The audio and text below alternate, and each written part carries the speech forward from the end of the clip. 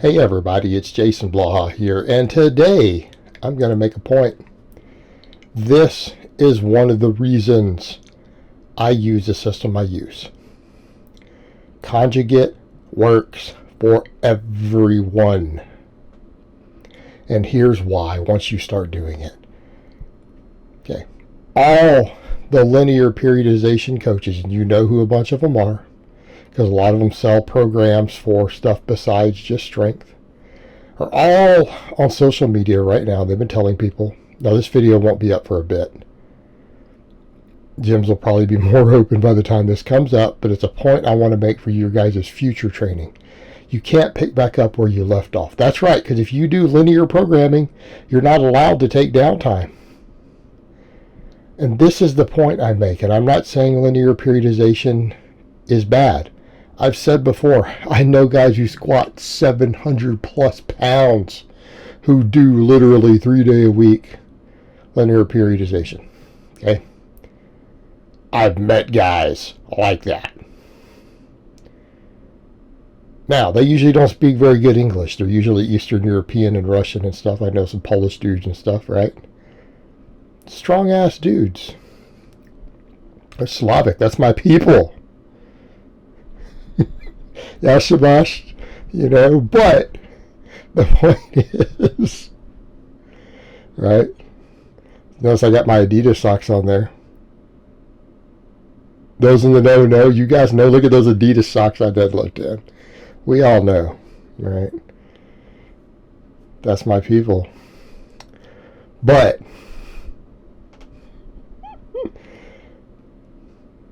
shit doesn't work if you have a life. You can't have responsibilities and vacations and jobs, because when you do linear periodization, every block has to flow into the next. It's sequential.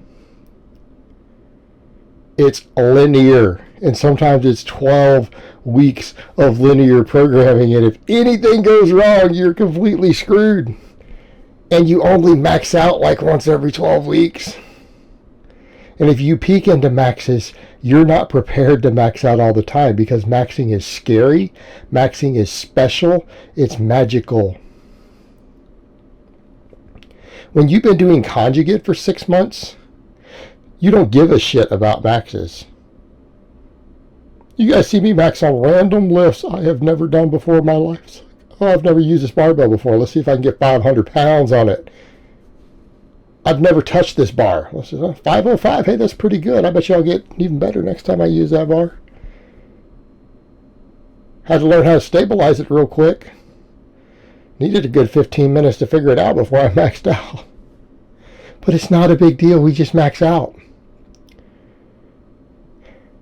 What do we program off of? What your current maxes are? Closest estimate.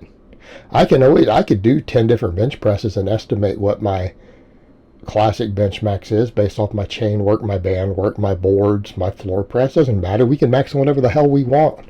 We know how far off it is from our max because it's consistent. Same thing with my box squatting. I know at any point when I hit a box squat what I could hit on a back squat. Okay, there's no doubt in my mind. I know from a deficit deadlift or a block pull exactly what my deadlift is. I'm not special or unique. I am not a unique, special snowflake. Everyone who does this system knows that. So let's come over to the point. Can you pick back up where you left off? You can't come in and max out. If you're used to maxing year-round and you were forced to take 6 weeks off from the barbell because you couldn't get to a gym, but you did push-ups and sit-ups and pull-ups and one-legged Bosu ball hops, or if you're like Ruby Cherie, she can get a shout out here, Team Ruby over there, you're doing pistol squats with a dog and then using your 2 different sized dogs for progressive overload. That's some funny shit. Sorry, Ruby, it is. It's funny. But progressive doggo.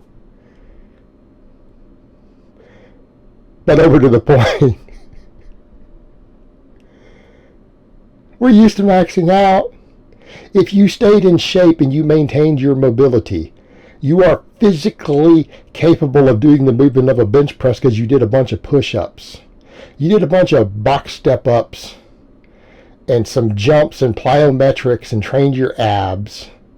If you did all this stuff that you need to do, you can max out.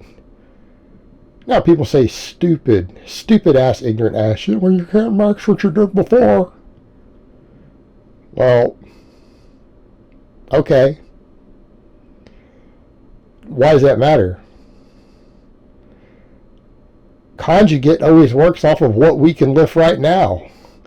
So why does it matter? If your bench press went from 600 pounds to 135, we pick right back up where we left off. You max out. You hit your 135 bench. You go, man, that was tough. That was a grinder. Spotter almost had to help me. He almost had to help me. My triceps were too weak. But what do? You come in and you max on a bench on day one. Because Monday's International Chest Day, right? So you come in and you hit a press max of some type. I don't care if it's a flat bench or a floor press. Does it matter? If your floor press is always 10 pounds less than your max bench and you come in and you hit 275 on the floor press and you know that your bench is 295, why would it change just because you detrained? That is your personal ratio. You know what your bench is. You know that your bench is exactly 285 pounds. If you're scared of a bench, oh my God, bench press. I'm scared to max on the bench. I've been doing nothing but push-ups. I'm a big floppy pussy. Okay, we'll max on the floor press then so you can save your precious little shoulders. Because my God, you haven't kept your mobility up with push-ups. Come and hit your floor press. It's fine. Add whatever your difference is between that and your bench. You now have everything you need to program your speed bench for the next 3-week wave. Right? You know that your bench is 280. What's 50% of 280? It's 140 pounds. Well, we now have everything we need. Well, you did all that and you're like, man, my upper back wasn't tight enough. My triceps really sucked on the lockout. Well, you spend the rest of the day doing a bunch of upper back work and training your triceps into the ground. Because you're not out of shape because you did all those 1,700 push-ups every day, right? You did your 1,000 push-ups a day or whatever it is that you were trying to do at home, right? Your triceps aren't out of shape.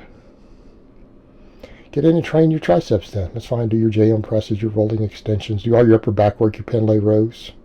Tuesday, come in and hit a box squat. Tell me you forgot how to box squat? If you've been doing one-legged isolateral movements, holding various sized dogs and cats for resistance, your hips should still work. And I'm going to assume you sat on the toilet at some point during that downtime. Most of us do. Right? We sit on the toilet at least once a day. You know how to squat down onto a toilet still. You can't load a barbell up on your back and squat to a training max. Oh yeah, they got heavy. Man, I could only do 365 instead of 500. I lost a bunch of strength. Well, there's your box squat. You got your 365. You program speed work off that. If you don't know what your deadlift is this week, because you'll test that next week, how do you program the speed pulls? I don't know. Assume that your deadlift is 10% more than whatever you just box squatted. You can now program speed work. You can program speed work. You look at that and say, oh man, my upper back is really an issue. Do a bunch of good mornings. And my hamstrings just really were a problem. I struggle to control the eccentric. Well, maybe you need to do some hamstring work on Tuesday. And then now we have everything we need. We now know what you can bench squat, and we have an estimate of your deadlift. We can now program everything that we need. We know your weak links were, right? Your triceps sucked and your hamstrings sucked. Well, you need to spend the next block training the holy hell out of those then, don't you? We pick right back up where we left off because there is no attenuating one phase into the next. There are no mesocycles, right? We don't need to add additional accumulation training. We don't need an accumulation block. We flow back into it. Yes, you can pick right back up where you left off. And if Grandma stayed in shape and Grandma did her push-ups and one-legged doggo step-ups and stuff with you, and her sit-ups and trained her abs and got her GPP on point, Grandma can come in with you on day one and she can max on her bench press too.